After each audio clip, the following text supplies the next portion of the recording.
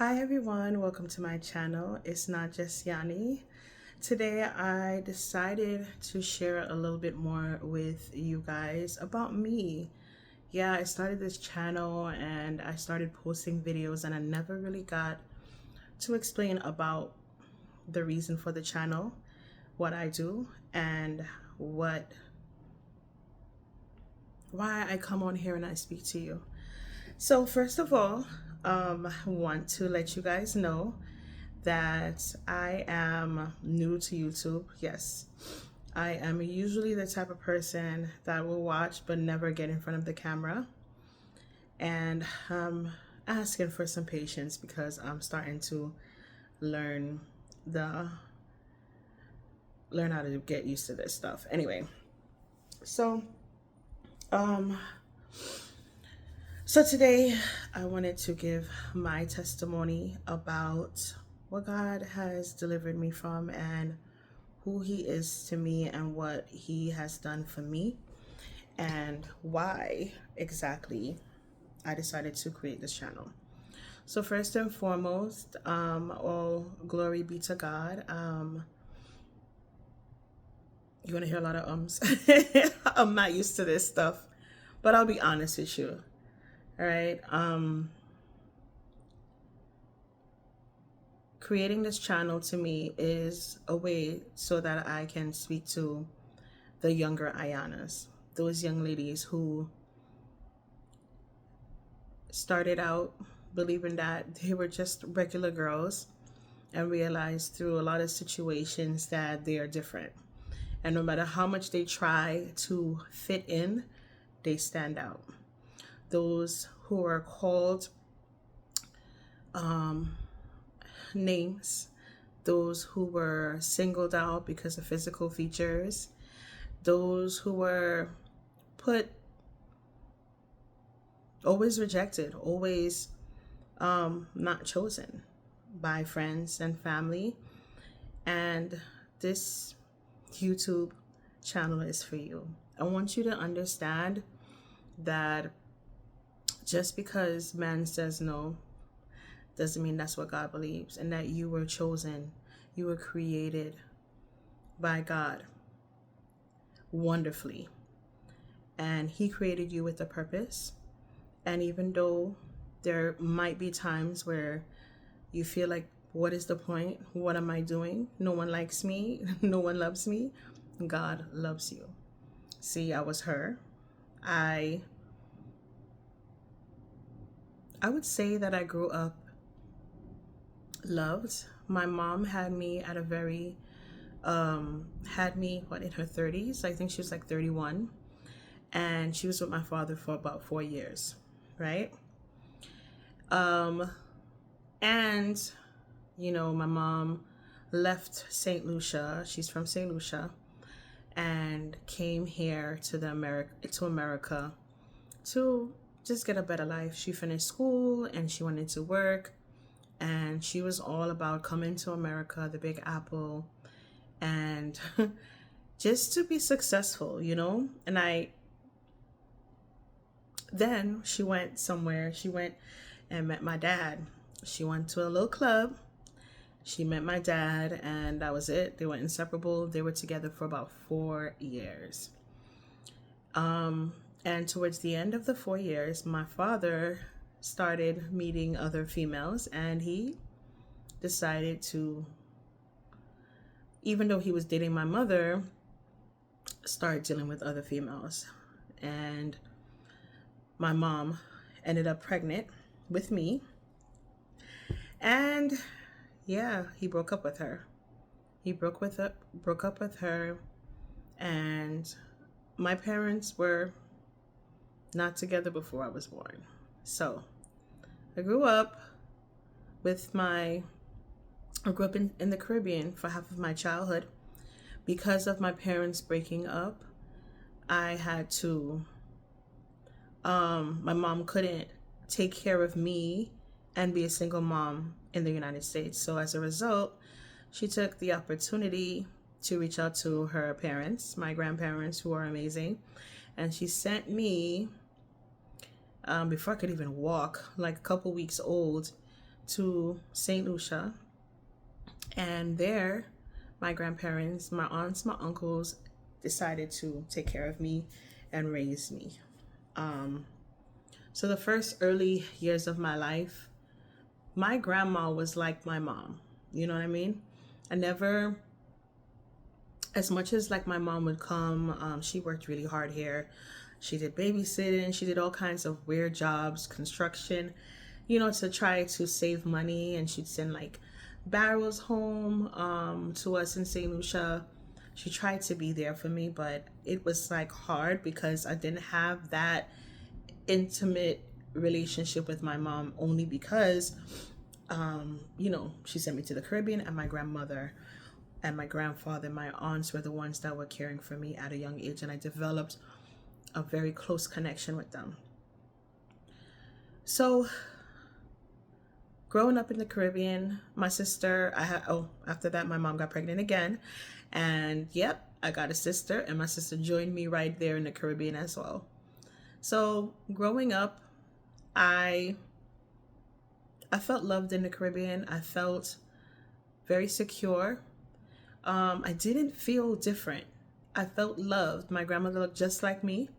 And, I just always felt like I wasn't alone.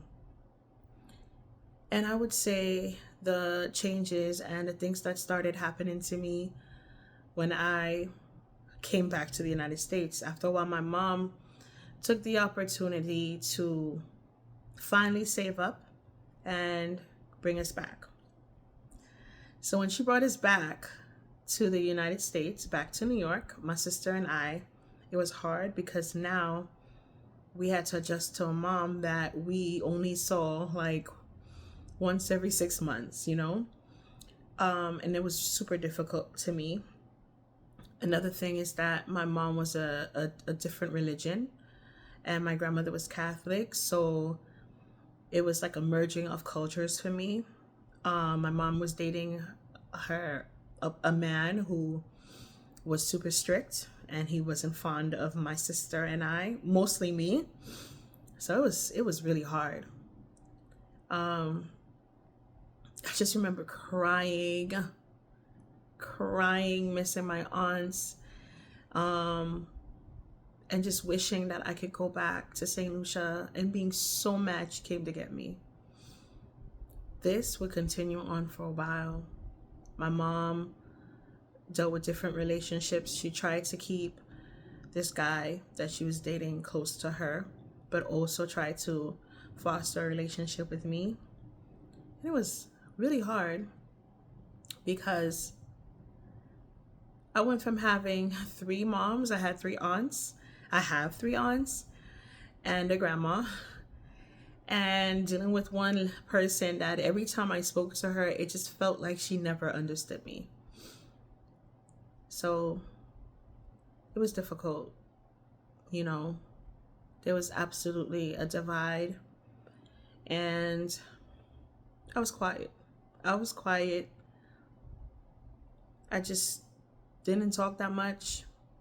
I listened, I learned, I looked around, and was super quiet. My sister, on the other hand, was the opposite of me. She was like troublesome, happy, go lucky, sweet. I was shy and I was quiet, and I just felt alone. And no matter where I went, that was me, the quiet one. So as I started school, I went back to school in America. It was a little difficult because in St. Lucia, I went to school over there first, and it was just a different thing, culture clash. I came here with an accent, started getting teased. My education was a little different from the way they do it here in America, and it was like a lot of adjustment. And then that's when I realized that I was dark. I was dark skinned, and that dark skin was not the standard of beauty at the time. Didn't bother me much in St. Lucia because we were the majority, but when I came here, we were a minority. And from what I saw, being light skinned was beautiful. Being thin was beautiful. Um, and at that point, I think it was just being teased about little things. You know, you're growing up, you're a kid. No one really, well, at least for me, I never felt beautiful, but I never felt ugly. Um, I didn't really care about how I looked. I just cared about how I felt. And coming to the United States, it put my physical attributes in the forefront in school. And I realized that people treated you the way you looked. So for me, I, battled trying to figure out why I look this way. Now, let me just give you some deep information, or let me just backtrack. I look like my father. My mom is a light skinned Caribbean lady with a straight nose and big eyes, and my nose is not straight. My eyes are small, okay? And I'm not light skinned. My mom is also tall, and I am not tall. So it was hard. My sister looked just like my mom. My entire mom's side of the family looked like her. I think the only person that looked like me was my grandmother, and everybody else were looking like my mom. I always stood out no matter where I went. But it started bothering me once I got here and I started being compared to my sister and my mom and just standing out in our little immediate family. To strangers, of course, because those people, like my uncles and aunts, they all knew me and they all accepted me for who I am and what I looked like. That's when I realized that, well, I'm the black one. They'd say you're the white one, my sister's the white one, and I'm the black one. Not, my sister's not white, by the way. She's just fair skinned, but that was the way they called it. So I started feeling insecure. I started feeling like I wasn't accepted. I started feeling like anything that wasn't what they had, it wasn't right. And then I started getting little compliments. Oh, you're pretty, you're pretty for a dark skinned girl. And I just felt really insecure. Then, started going through puberty. And then the boobs started growing, a little bit of hip spreading.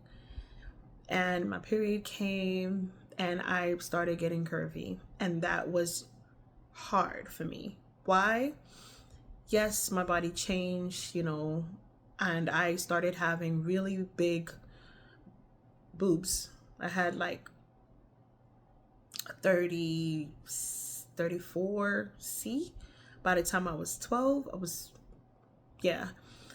And I was just still awkward and weird, and I didn't know what to do. I felt like I just wanted to cover up and hide myself. I'd walk around with my hands like folded because for me, it was like,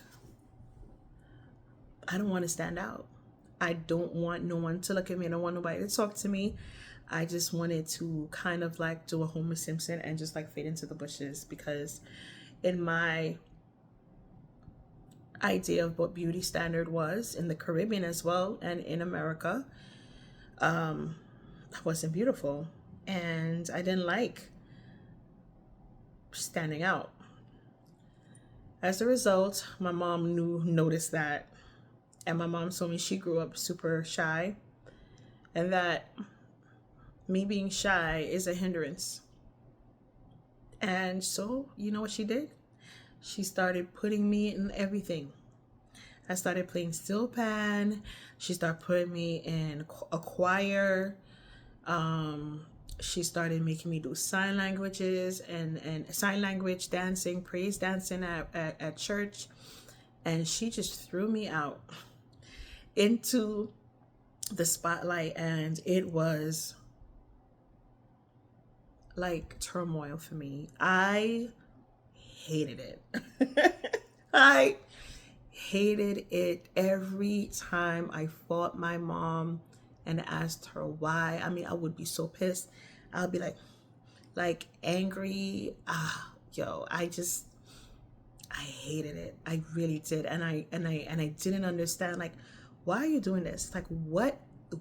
You know I don't want to do this. Like, why are you doing this to me? And it was my mother just trying her best to show love and to not make me miss out on opportunities where, um, you know, that she thought that I would regret. So during that time, it was super difficult for me adjusting. It made me more aware of my insecurities. I started feeling like my arms were long and that my nose was huge. And like I started walking with my hands to my shoulders, like my shoulders to my head. Like I was so timid. And it was just the hardest thing for me.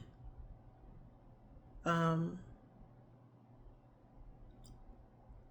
because I didn't understand what I saw in the mirror. I did not know my father. So I know of him, but I didn't know him personally. I think I probably had met him like once. And, it was weird because all he did is stare at me, and I just know he was like big. Like, he wasn't a skinny man. And he was super dark skinned, and that was it. And, he left. He left. He wasn't around. And that was it. That's all I knew about him. So growing up looking in the mirror and not basically feeling proud of my features, not feeling like, oh, well, I look like my dad, so that's a good thing. I love my dad. Like, I didn't know. I just kept on feeling like, yo, I'm adopted. Like, I don't look like my mom or my sister and my aunts, my uncles, and yeah, I'm adopted, like, Anyway, yeah, that was not the case, clearly. And I struggled for years.